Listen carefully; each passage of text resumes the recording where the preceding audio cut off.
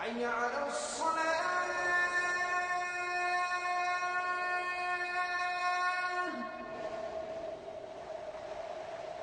حي على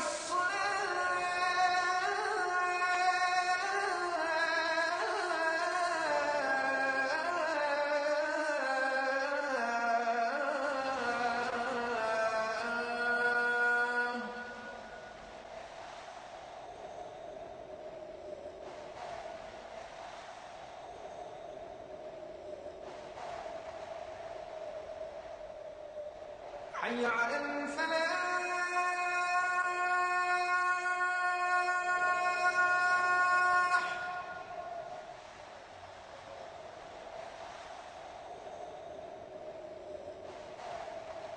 حي على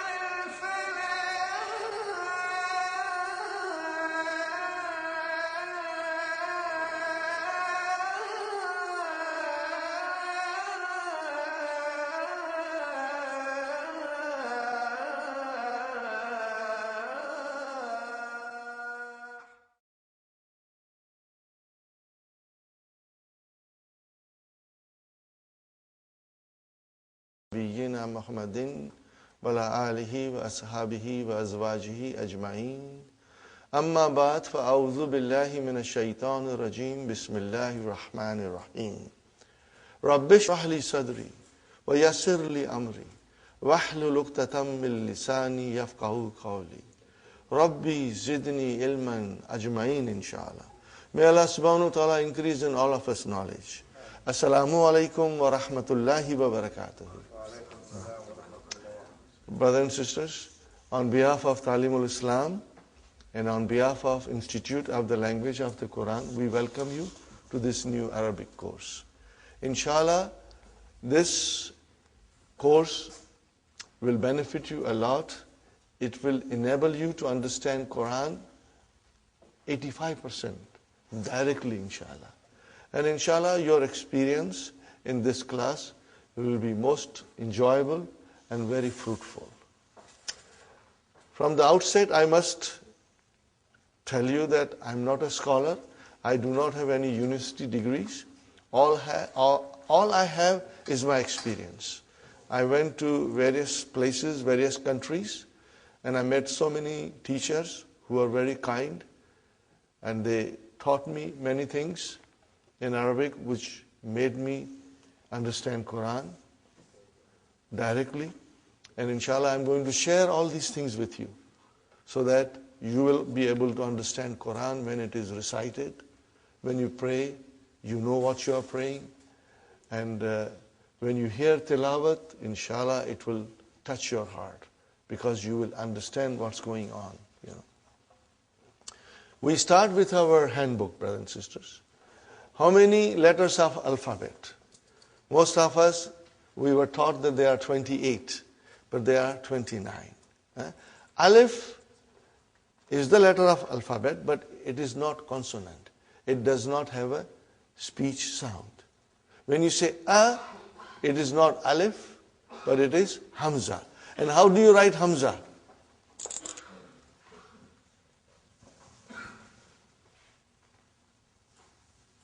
Are you with me? This is hamza, brother. Then what is this alif doing here? It is Hamza's chair. Hamza is very delicate. She needs a chair. Okay? So here is alif is the chair for Hamza. Sometimes waw will become a chair for Hamza. And sometimes ya will become a chair for Hamza. So Hamza has different chairs depending on what is in front of her. And sometimes Hamza feels strong and she doesn't need any chair. So there are many rules, spelling rules for writing Hamza that slowly we will learn. You do not have to worry, brother. And I must tell you something, that if you do not understand everything today, brothers and sisters, don't worry. Because tomorrow when you come to class, inshallah, you will understand better. And third day, your understanding will be very strong. And after 1 week, you will say to yourself, I knew this all from my childhood. Okay? Inshallah, you'll get stronger and stronger. So, brothers and sisters, we have to remember, okay, alif is used for elongation. How many? Okay, now in the handout, the next thing is, in English language, there are 8 parts of speech. We know that, and they have been given here. Noun, pronoun, verb, adjective, adverb, preposition, conjunction, and interjection. These are the 8 parts of speech. How many parts of speech in Arabic? 3. Noun, verb, and particles. Harf. Okay? So, brothers and sisters, how come there are 8 in English and 3 in Arabic? But the noun in Arabic also includes pronoun, adjective, adverb, and interjection. They are all covered in this category of noun. So we have to remember. So in fact, they are same as in English, but we do not have 8, but instead of 3. Okay? When we say pronoun, there is a word for pronoun in Arabic, which is damir, but it still comes under the category of noun. This is just a general idea, brother. You will, inshallah, as we go along, you will notice that, inshallah. The next thing is, brother, the letters of alphabet.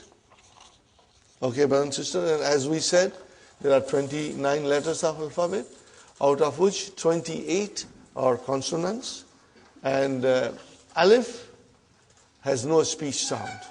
When you say a, it is the sound of hamza.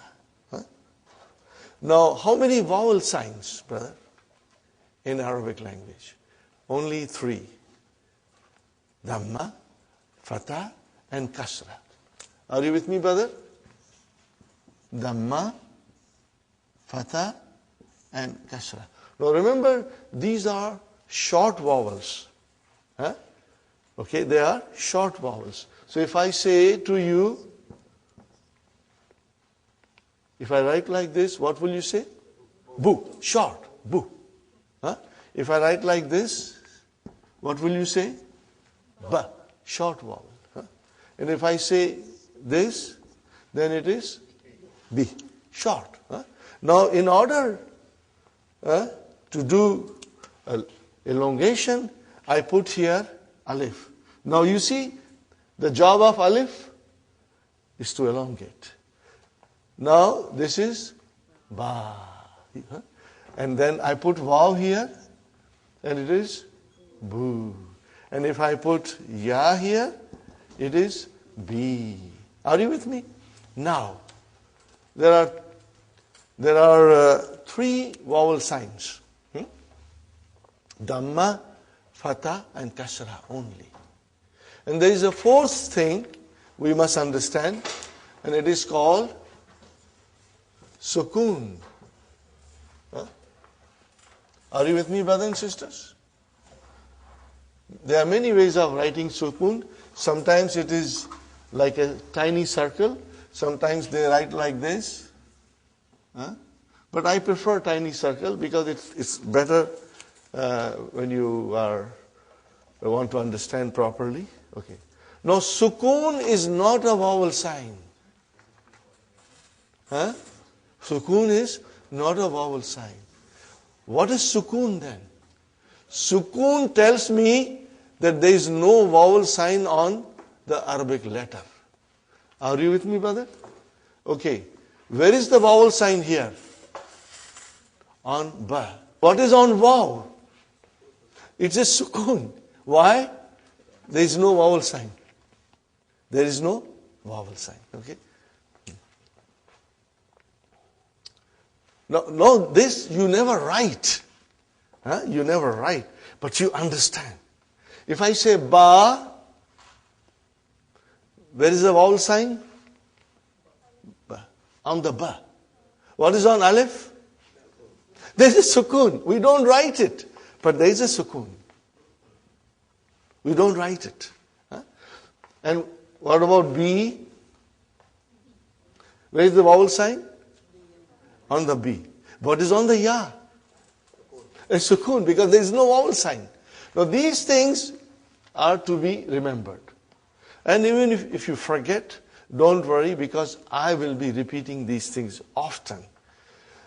You know, some of you will, when we go a little bit deeper in the course, all these things will come to you. Okay? So you don't write it. You don't write it, but it is there. Okay. I give you another example, brother.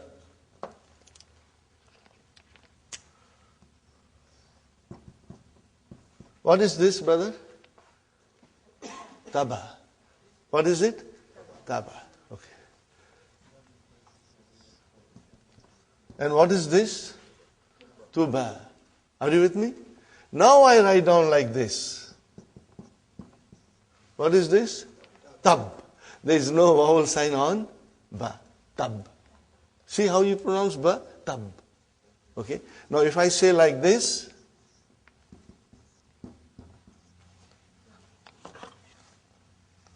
what is now, brothers and sisters? Tub. Tub. Here it was tuba, and here it is tub. So there is a sukoon on ba. If I write like this, brother,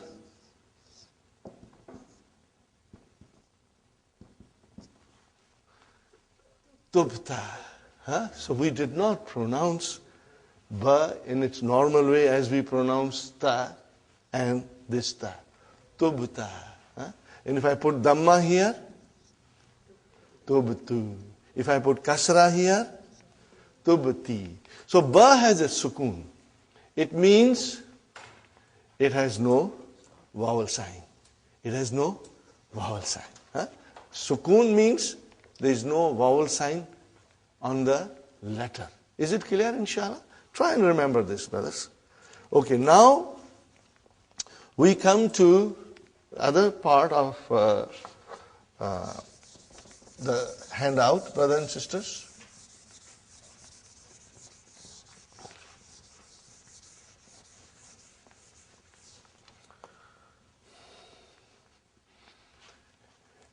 The noun is either definite or indefinite. Sahi, brothers and sisters?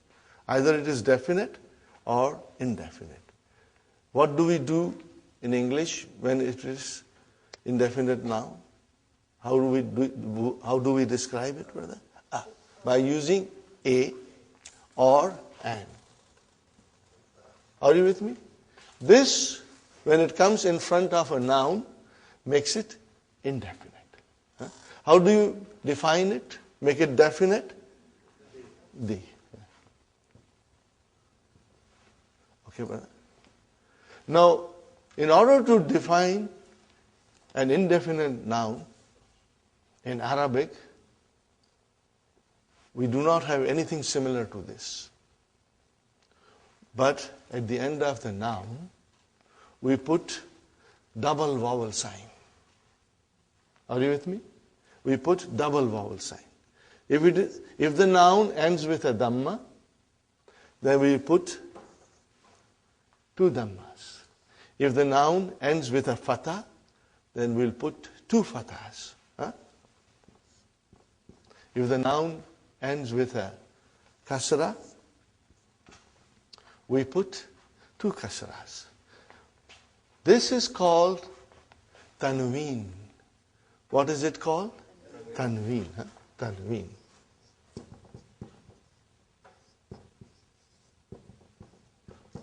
Tanween tells us that the noun is indefinite. Are you with me?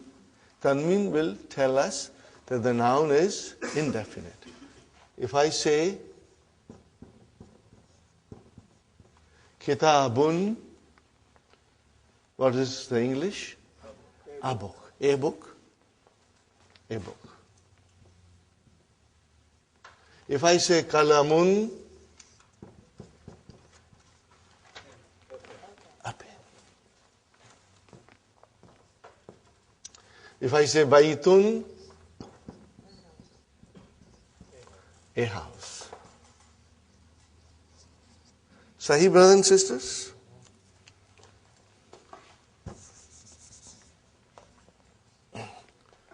And then, how do I make it definite?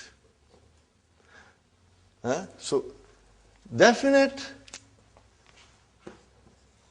which is da in English, we have to add al to the noun. So I want to say the book. What will I do now? Al-kitabu. I cannot have tanween. Al-kitabu. Al-kitabu.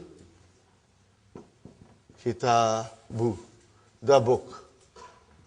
Okay, brothers and sisters? Now you see, as soon as I put al, like a magic, one vowel sign got dropped. Instead of bun, it became bu. Got the idea?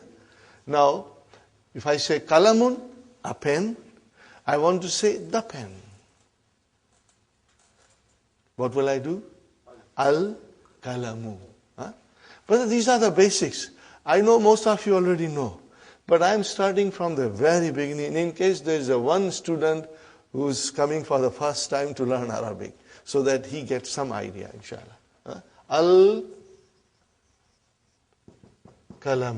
Got the idea? If I write down al-kalamun, that is wrong. Because tanween and al cannot coexist. One has to come and other has to go. So, if you say al, then only one dhamma. And then here comes al-baytu.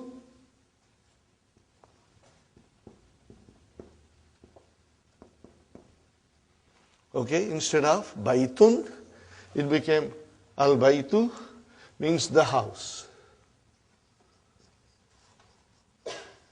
And I should write here the pen. Okay.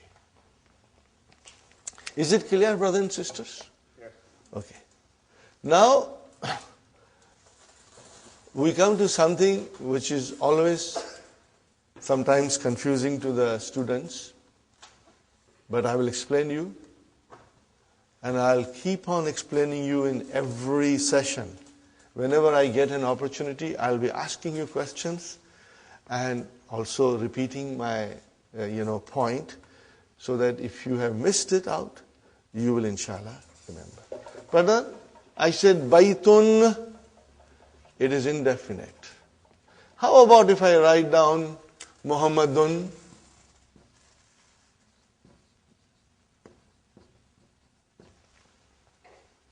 There is a tanween there, which always tells me that the noun is indefinite. But what about Muhammadun? Is it definite or indefinite?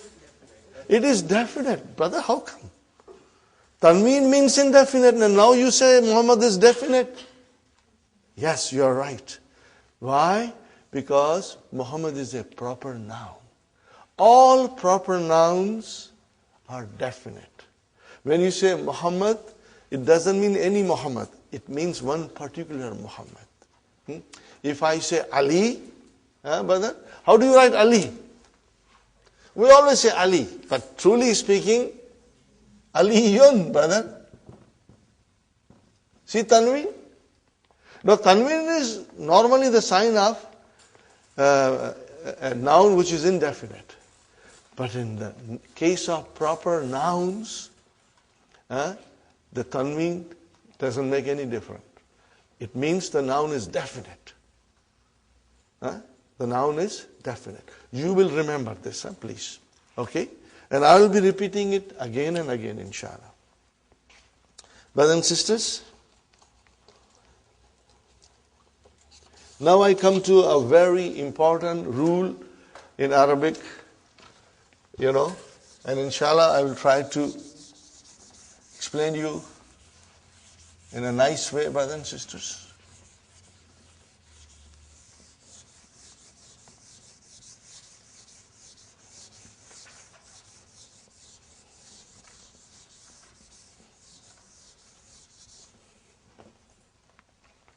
The beauty of Dr. Abdurrahim's book, brother and sister, as I said, I admire it and I always mention it, and soon you will also feel the way I feel it, Every lesson is designed in a way to teach us something.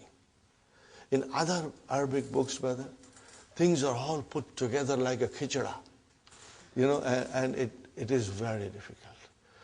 On the first or second or third page of any other Arabic book, you will have verbs coming in present tense and past tense, brother, and long verbs, So everything is brought together, and it is extremely confusing. It's not confusing to the person who already knows Arabic, but it is confusing for us. Okay. So what Dr. Abdurrahim has done, that in his first book, his emphasis is on only noun. We are learning nouns in the first book. There are only 4 verbs. 1, 2, 3, 4. 4 verbs mentioned in book 1. Okay. Then when we go in book 2, brother, then the verbs will come. And Dr. Abdurrahim's method is this, that he teaches you one thing properly. Okay. But then when the verbs will come, they will come in wholesale. You'll have verbs coming from everywhere, But by that time, we'll be prepared.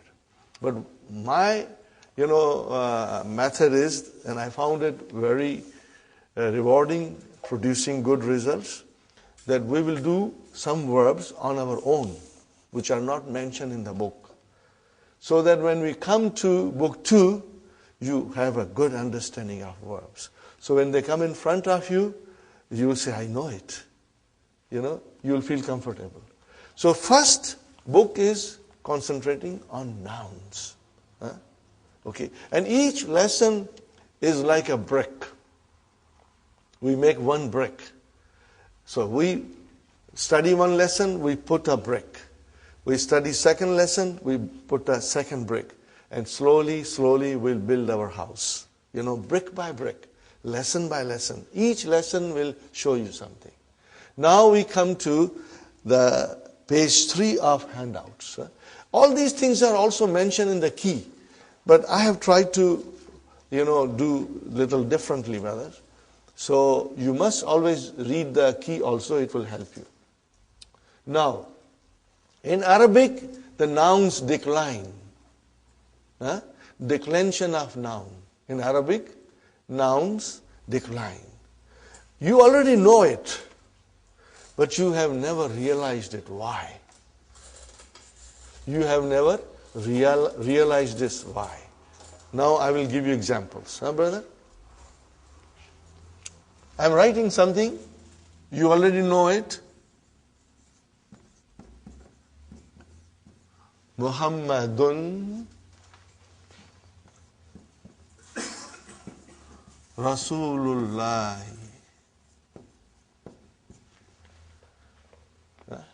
What is the English, brother? Muhammad is the messenger of Allah. Very good, brother. Then I say to you,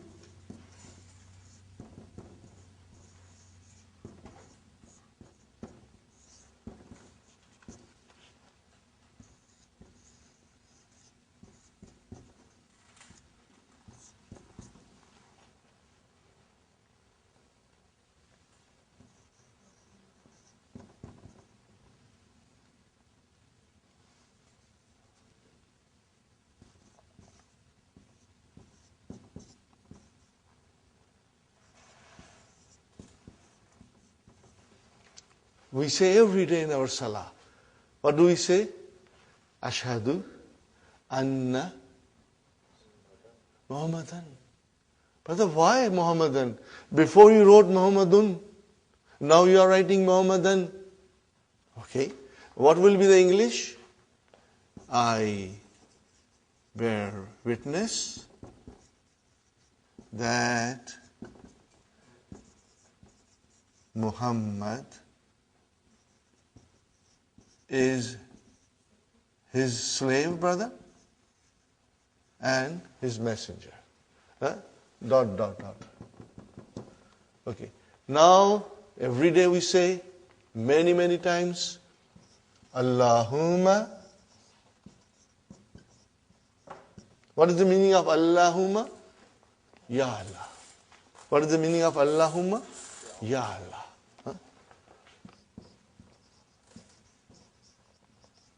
Allahumma salli. We say every day, Allahumma salli ala Muhammadin.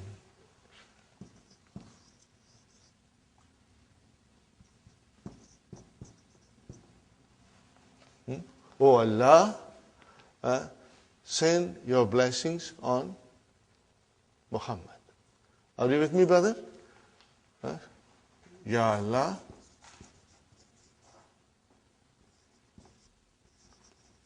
send your blessings on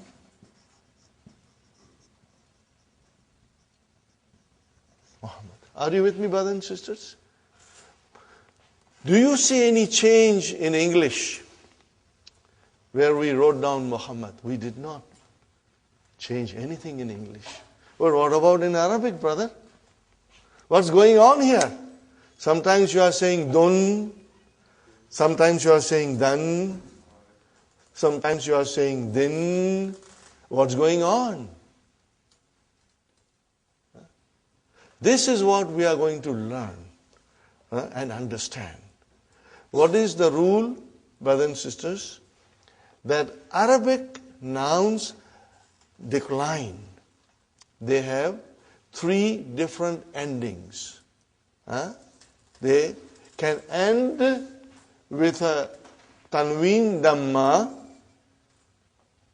or with one dhamma if there is al there. It can decline to tanween fatah, or if you have al, then it is one fatah, or it can decline to tanween kasra, or with alif and lam, with al, one kasra. Okay, brothers and sisters? So what is this, brother? Only the ending. Dun. What is it? Dun. And what is this? Dan. And what is this? Then. Say it again loudly. Dun. Dan. Then. These are the 3 declensions. Okay? Every Arabic noun will decline. Sometimes you will see it, and sometimes you won't see it, but we are going to learn everything. In the initial stage, we will see the vowel signs in the books, but later on, we may not. I give you one more example, brother. Now I'm going to remove this. And why it happens, brothers and sisters? This is what we are going to learn. And this is what you will be watching in the Quran. You will be looking. When you are reading, you will notice this. You will observe this, brother. And then it will tell us this last vowel sign in the noun will tell you the function of that noun in a sentence. What is that noun doing in a sentence? Is it coming as a subject? Is it coming as a subject of a verb? Is it coming as an object? Is it coming after a preposition? It will tell you. In its natural course, in its natural form, all the nouns are always end with a dhamma. All the time. They change when something happens in the sentence. When they perform a different function in the sentence, then they change, brother. Give you one more example. You know all these things, but you never knew why. And this course is going to teach you, brothers and sisters. Okay. I will write down here. What did I write down, brother? Allahu. Is it definite or indefinite? It is definite because Al is there. No tanween. Because Al is there, no tanween. What do you see at the end? Dhamma. Dhamma you see, okay? Allahu Ghafurun Rahimun. Sahi? Okay? See, Ghafurun, indefinite. Rahimun, okay? Fine. Then I write here,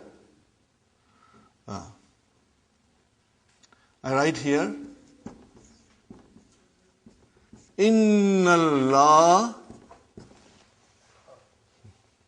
Why, brother? I put Allahu there, now I am putting ha. Allah. Something is happening in the sentence. Okay? Inna Allah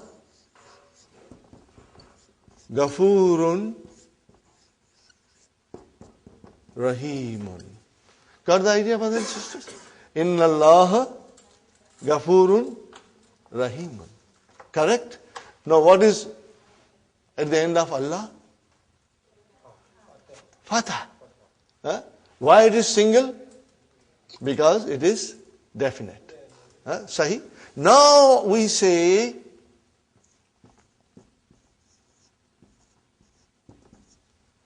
A'udhu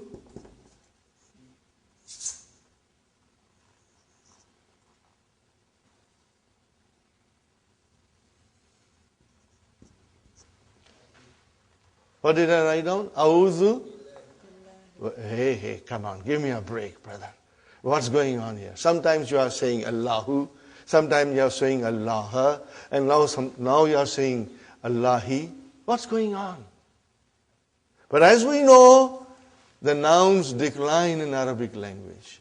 And we are going to learn about that. Are you with me? We are going to learn about that. Okay? And let's learn the terminology now. The terms.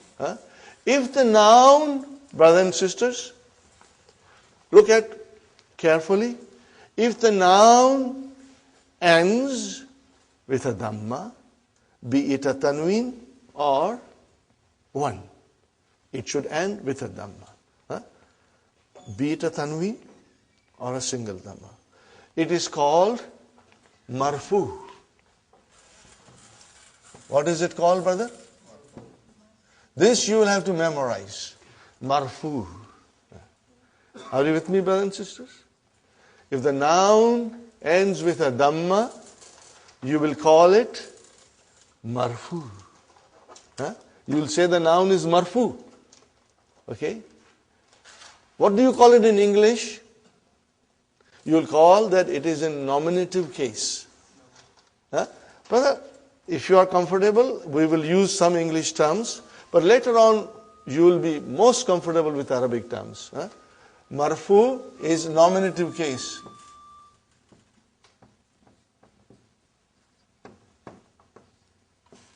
Okay? Now if the noun ends with a fatha, be it a tanween or be it a one single fatha at the end of a noun, then we say it is mansoob. What is it, brother? It is mansoob. What do we call it in English? Either you call it objective case or accusative case. It's mentioned there. Objective case or accusative case. Are you with me, brothers and sisters? But we will memorize these terms that I'm writing. Now if the noun ends with a kasra, be it a tanween or one, we will say the noun is majroor. Not majboor, majroor. Okay? Majroor, majroorun. Are you with me? And in English it is called genitive case. I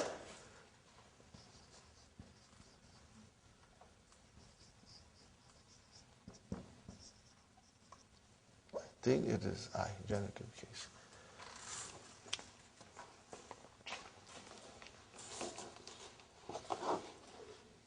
Yes, it's genitive case. And accusative case, maybe I should write down accusative case also. Mansoob is accusative case.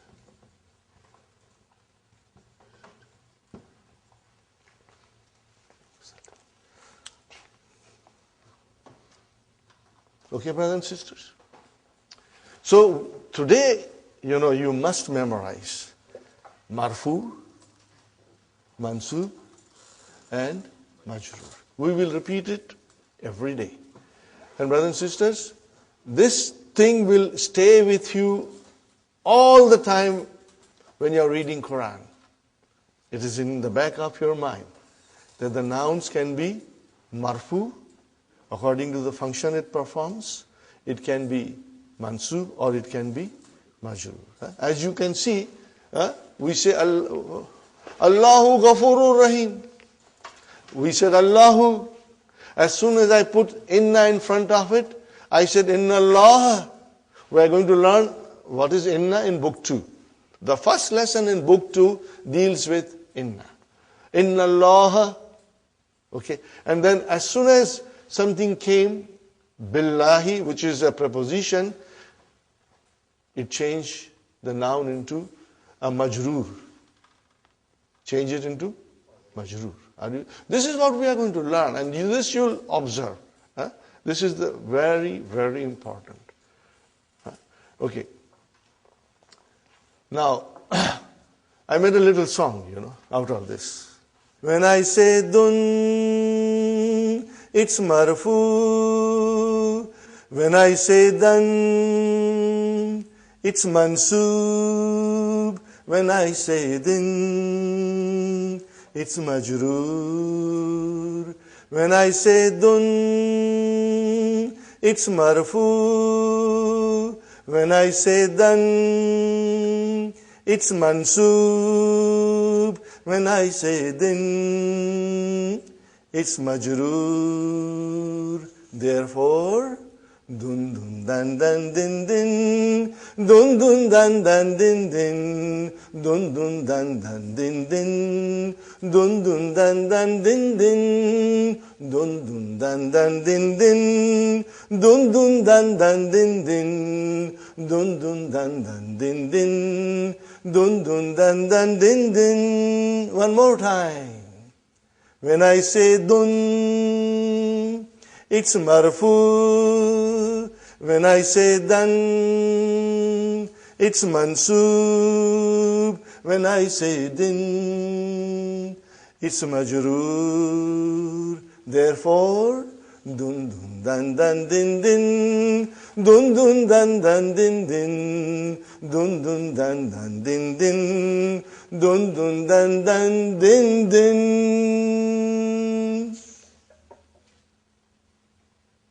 it, brother? Jazakallah. Okay. So we will remember this, huh? And this will help you. Okay? Okay. And you must always remember. What will you remember, brother? Pronounce this. Last one. Dun. What is this? Dan. And what is the next one? Then. In short, dun dan din. What is it? Dun dan din. That is the way the nouns decline in Arabic. Dun dan din. Okay? Now I compose another song, but I have to, because I'm not a musician, but sometimes I get that inspiration and I do it, you know. Maybe later on I will, inshallah. To refresh you, again I will do it, inshallah. Are you with me, brothers and sisters? So 3 pages from the handout. Huh? Now we go to the main book. Brother, we go to the main book. Ad-Darsu Awwal. Okay? Haza. What is, sister, the blue book? Huh? Blue book, lesson 1. What is the title? What is the title? Haza. We are learning Haza. What is Haza, brother? Most of you know the meaning. What is it? This. Huh? Haza means this. Okay, but write down near there in your book. Huh? Just write down, brother. What is Haza? It is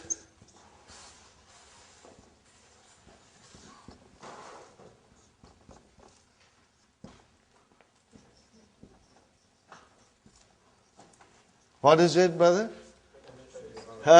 This is a pronoun. And pronoun is a noun. In Arabic, pronoun is also a noun. Okay, so it's a pronoun. Just remember it, brother. And if you forget, Sister Fatima, if you forget, it's normal. You should not be too concerned. Because we will be repeating it so many times in the class that it's going to come out of your both ears. Okay? So it is demonstrative noun. What do you call it in Arabic? Ismu Ishara. Huh? Those who are familiar with Urdu, they will find the course very easy. Huh? Huh? Brother? Ismul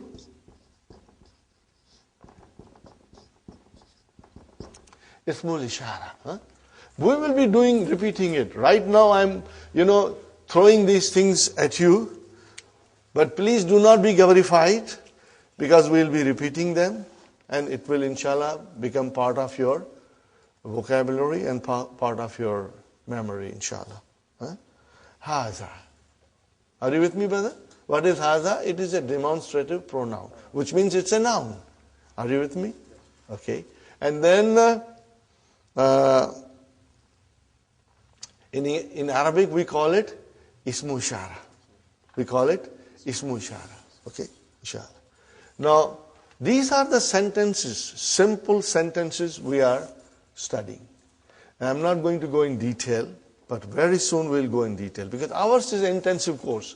We will be moving at a steady pace, brother. Huh? Now, as you know, you are all supposed to read. Huh? You must know how to read, and you will be writing all these things in your book. And the more you read and write, you will become stronger, brother. And in the class, if you are a team of husband and wife, it's a great thing, because you can go home and read to each other and discuss with each other, and it will help. Every day, brother, you got to do your homework. This is just like coming to a college or a university program where you go in the morning to the university, go home and study, come back and learn more. So our course is like that. If you will work hard, you will succeed. If you won't, then it will be a problem. Okay. What is the first? Hada baytun. What is it? Hada baytun. Now, normally, when you speak, you do not say baytun, you say hada bayt. Just like in Quran, when you stop, you give a sukoon. But for our course, we will repeat dun, dan, din, we will repeat because we want to understand properly. But those who speak Arabic fluently, just like us, we speak English fluently. But do we know the grammar? We don't know the grammar. If somebody asks you, teach me English, you cannot teach English, brother, because you don't know yourself properly. You only speak, you cannot teach.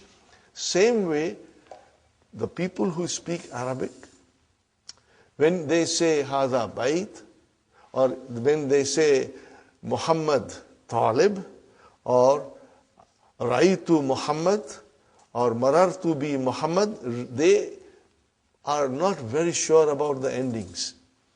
Because that's the way you stop it. You don't put the, pronounce the last. But here in our class, we will pronounce everything. So that we get a good idea of what's going on in the sentence. So you will always be reading Hada Baitun. Hada Baitun. Now tell me, brother and sister, what is the translation? This is a house. Indefinite. Indefinite. This is a house. Okay. Now, I think you have understood this, so I am going to erase it, brother? Haza. See, it is pronounced like Haza. But this alif is not written. It is explained in the key also. So it is Haza. Okay. Haza means this. And Baitun means a house. Are you with me, brothers and sisters? No, but you said in English that this is a house. Okay. I see this here, Haza. I see a house here, Baitun, but I don't see anything similar to is in Arabic. Are you with me when I explain? Brother Muhammad? You say this, which is equal to Hada, and you say a house, Baitun. What about is? So what is? Okay, we go to English grammar. Is, are, and am, these are linking verbs. In English, we call it copula. Copula verbs. Brothers and sisters? They are intransitive verbs, but I will not go in detail in intransitive. But they are called copula verbs. It means they are linking verbs.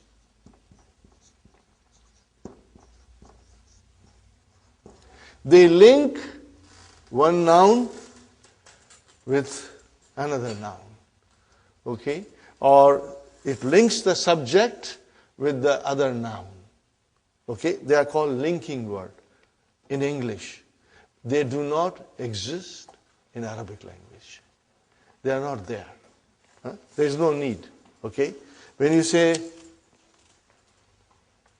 Hada kalamun, we only said two words. This, a pen, but you will translate, this is a pen. But in Arabic, what will you say? Hada kalamun.